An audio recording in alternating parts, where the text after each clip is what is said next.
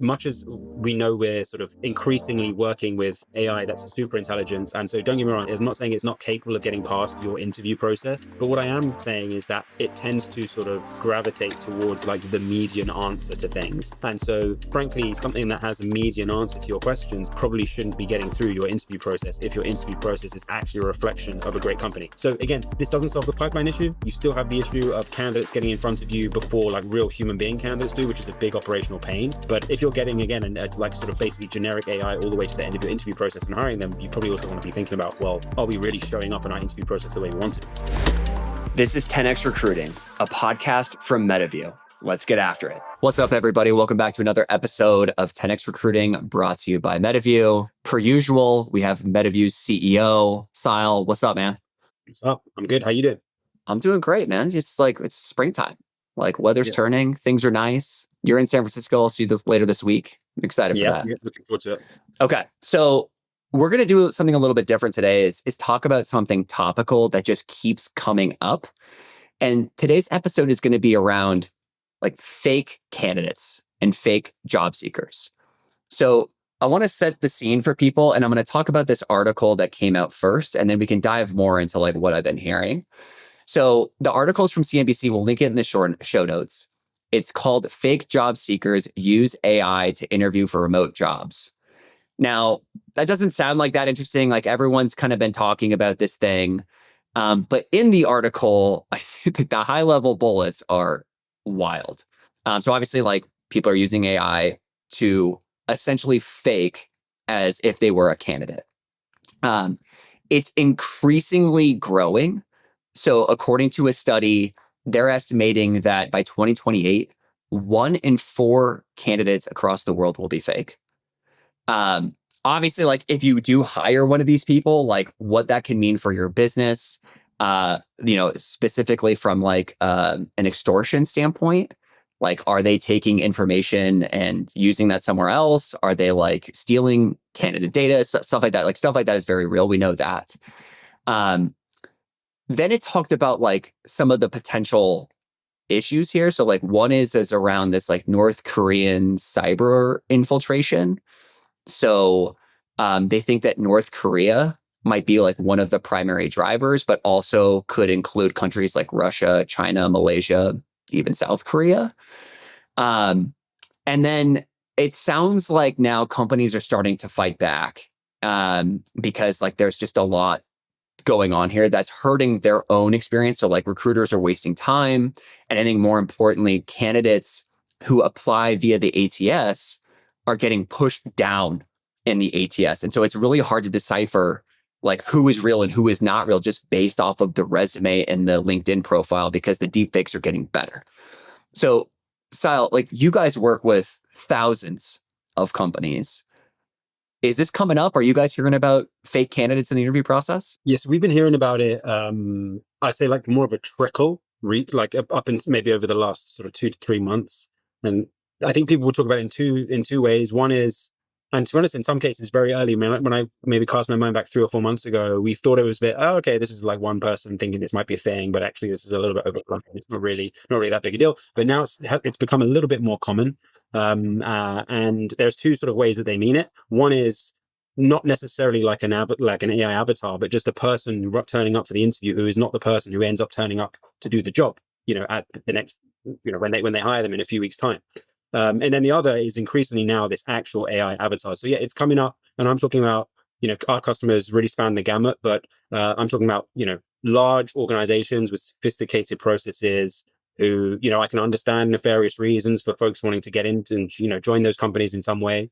Less so actually at the other end of the spectrum. We're hearing it more from our larger customers, I would say. But yeah, it's definitely a thing. I think there are like very emerging, like high-tech ways to combat it. There are also some very simple analog ways to combat it too, which like obviously we can jam on now. But yeah, definitely a thing. Yeah. So all right. So I want to tell a quick story about how this is like become more of a thing for me. So to your point, maybe like 5 or 6 months ago, I got pinged from Chess Courtney, who's one of our mutual friends, who's a recruiter. And he was like, you got to talk about this because it keeps coming up. And I was like, really? You're the first person that told me about this. Like, what do you mean? And, Chess is doing, he's doing agency search right now. And so he's talking to people all day long, right? This is all he is doing. And his big thing was like, look, these profiles look awesome. And so they figured out how to like make the profile attractive enough for me to get on a call with the person. Then when I get on the call, something feels off. And I was like, all right. So that was kind of like that. Kelly and I talked about it on HR Heretics. And I was like, all right, haven't really heard much about it. So then I go to HR Transform, and I met with the CHRO at Pindrop, who's quoted in this article. And we went to lunch together. And she and Caitlin Halbert, who reported to me at Carta, Caitlin was actually the person that noticed this at Pindrop. And so Caitlin's on the call and she's like, this is like really weird. Like the person's mouth isn't lined up with like the words coming out because the AI avatar tech isn't like quite there yet. And so anyway, she flagged it, and Pindrop does a lot of these security things. And they looked into it. And so they're now designing software to help stop it. And so that conversation was like, hey, like, we're going to build this product and we're going to go try and sell it. So that was really interesting. Then I get pinged on LinkedIn from multiple people that it's coming up, and it's really, the way that they're describing it is polluting the applicant tracking system. So what I want to talk about with you, Siadhal, is like, all right, so say we're operating internally, like, what should we be doing?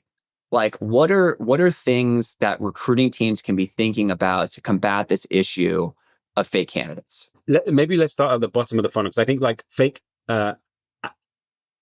applicants, and then like they can become candidates, if you know what I mean. And I think applicants is like the applicant level is almost like a bit of a holy war at this point, because there are literally real applicants using AI to make thousands of applications as well. So like that's very hard to discern, and there's lots of other sort of there's other ways we can talk about that too.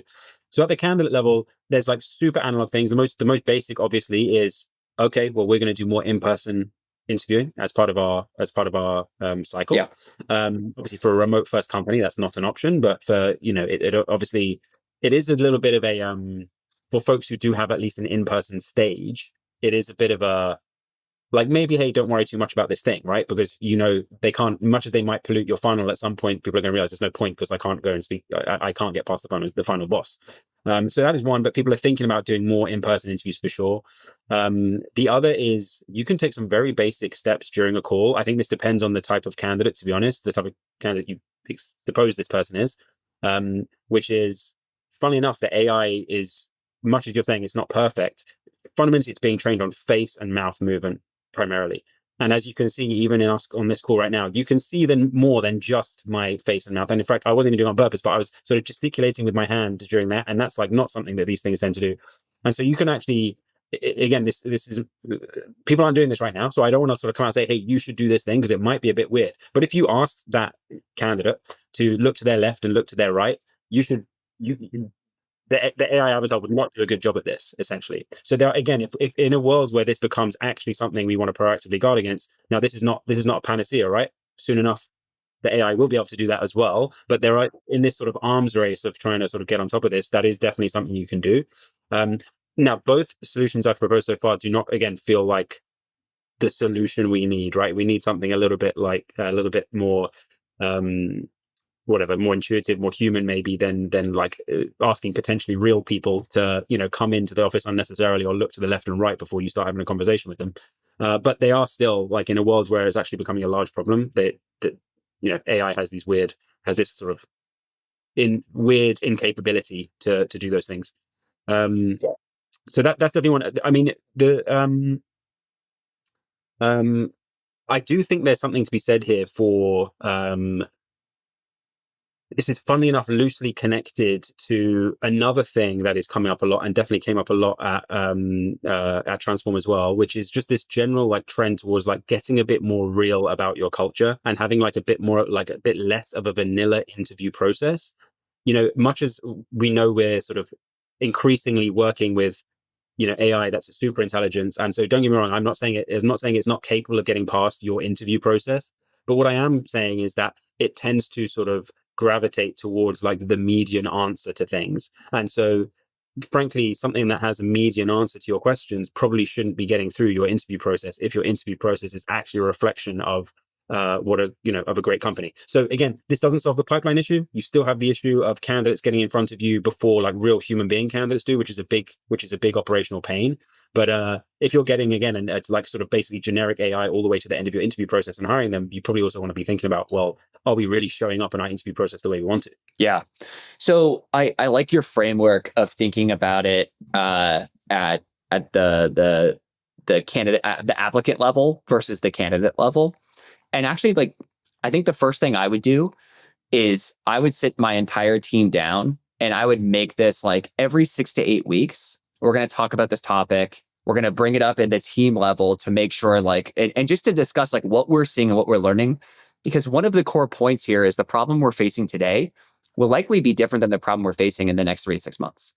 Like the tech is advancing and this isn't going away. So I think we just need to normalize that this is going to be a problem that we need to continually try and solve. So that's the first thing I would do. So at the applicant level, if I was a company that had a ton of inbound flow, I would strongly consider implementing a step into that process before we talk to a human that AI is tough to replicate, or at least like you could see crappy AI like kind of like pretty easily. And so examples would be send me a 5-minute video and tell me like why you're interested in this job or what you're optimizing for, whatever it is, like frame it to like what's best.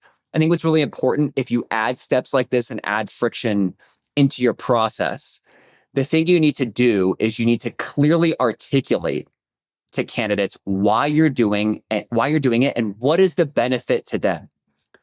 And let me be clear, the benefit to them is not, we're trying to make sure you're not fake AI, right? The benefit to them is like, we get thousands of applicants and we are going to look at every single one of these. And this is going to dictate whether or not we're going to be able to move forward with you quickly, right? So it's like speed of decision and getting back to you. And what we're finding so far is I've had friends in the space of building software to help candidates is that there's increasingly more companies with high volume recruiting that are implementing these steps, but the ones that do it by articulating the candidate benefit actually have higher NPS scores from those candidates. Mm-hmm. Yeah. So I would do that at the top end. And I think, by the way, sorry to interrupt, but you also, this is a slightly tangential thing, but I also find when I speak to folks, and it sort of stands to reason for me, you also get higher offer acceptance rate. People that go through a process where they feel like they have truly been selected, they've been through the gauntlet and they're getting chosen.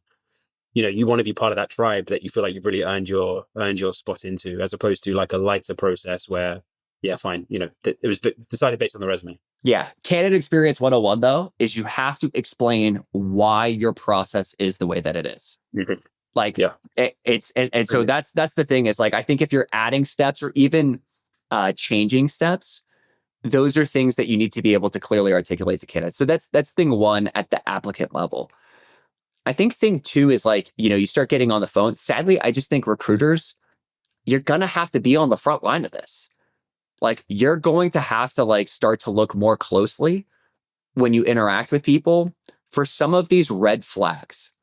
And when you experience a red flag, this is where you're going to have to start experimenting with different ways of vetting if that flag actually is a fake candidate. Yeah.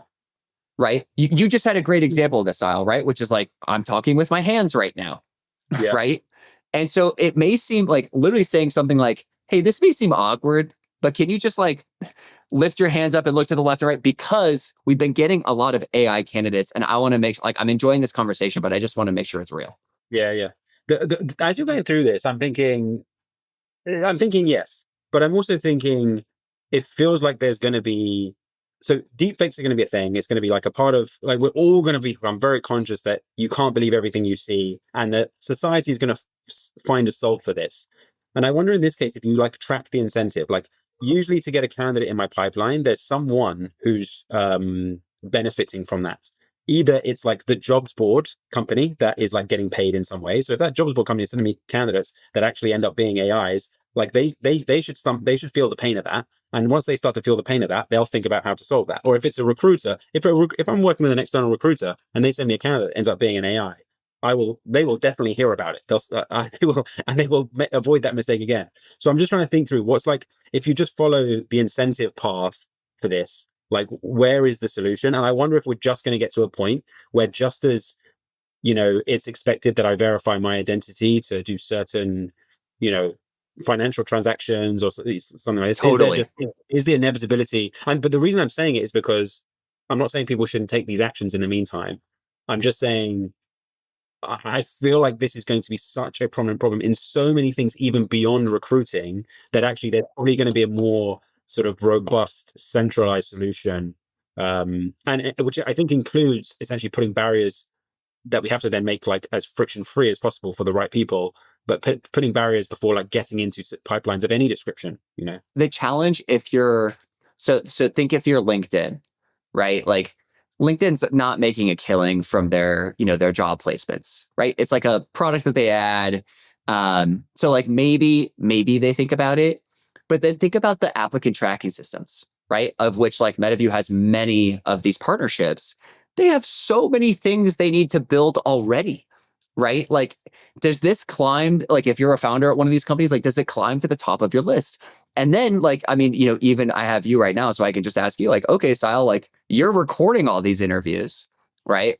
Especially when we're talking to people like this, like, where does that stack rank in your product roadmap? Probably not super high yet, because like there's other core features that we need to build because we're trying to drive value.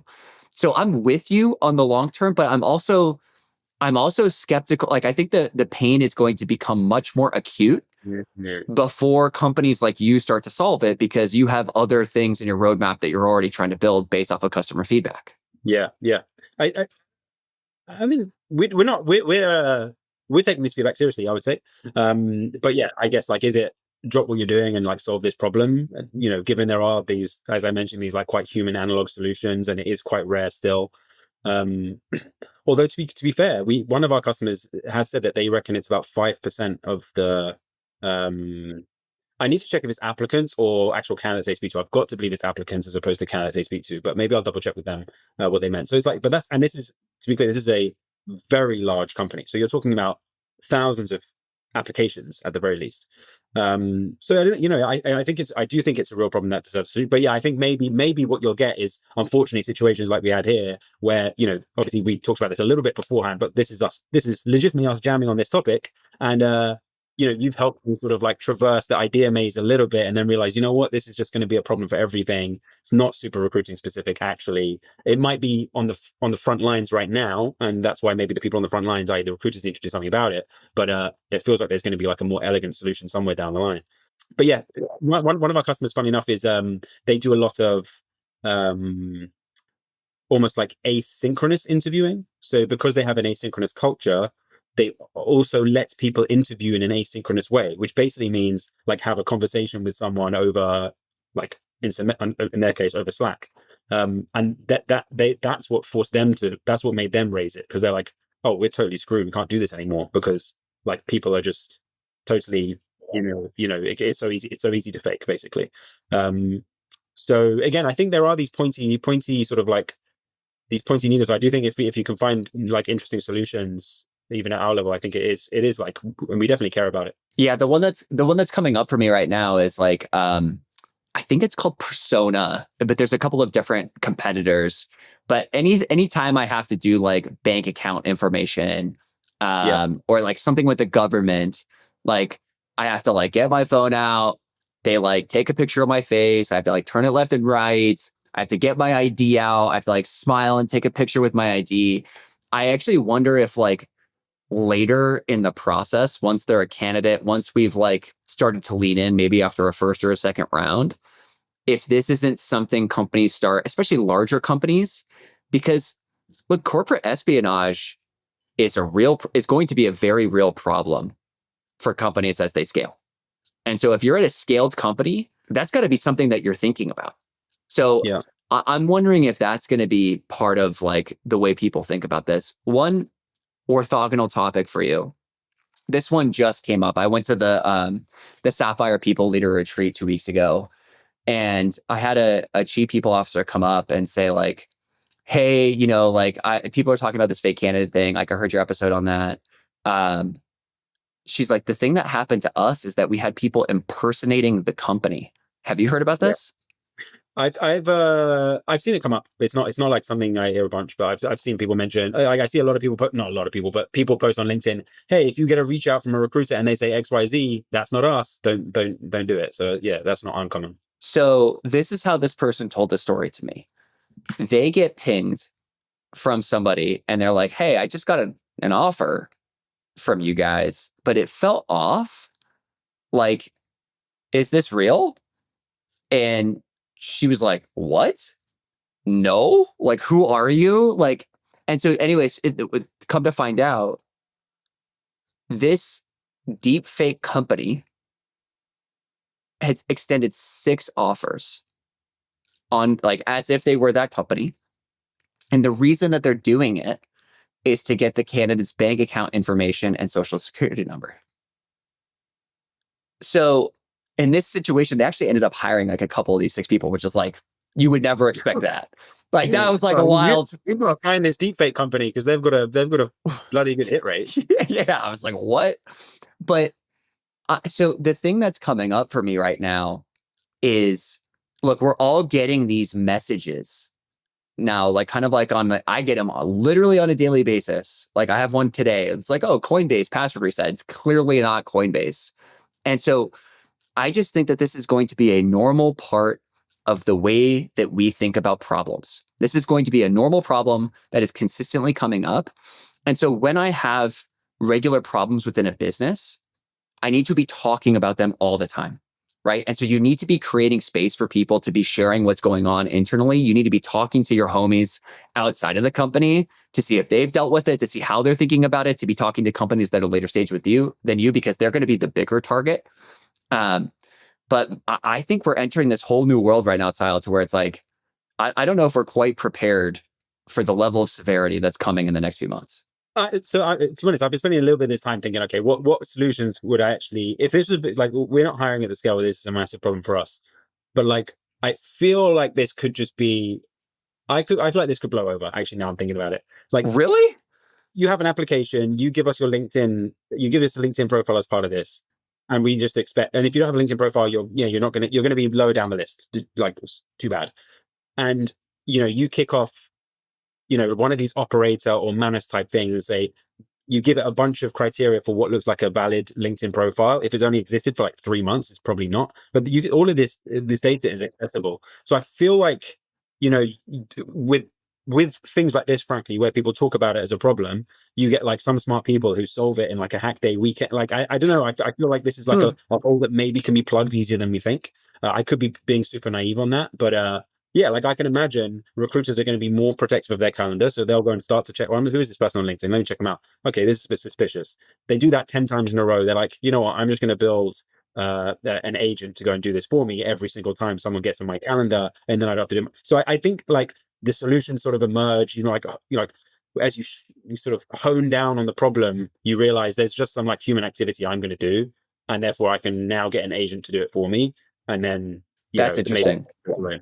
Did you say operator and Manus? What are those? So operator as in ChatGPT operator. Got it. Yeah. And then Manus is this really, everyone, it's like waitlist only. I do have a few invites I can give out. Maybe I'll give one to you, Nolan.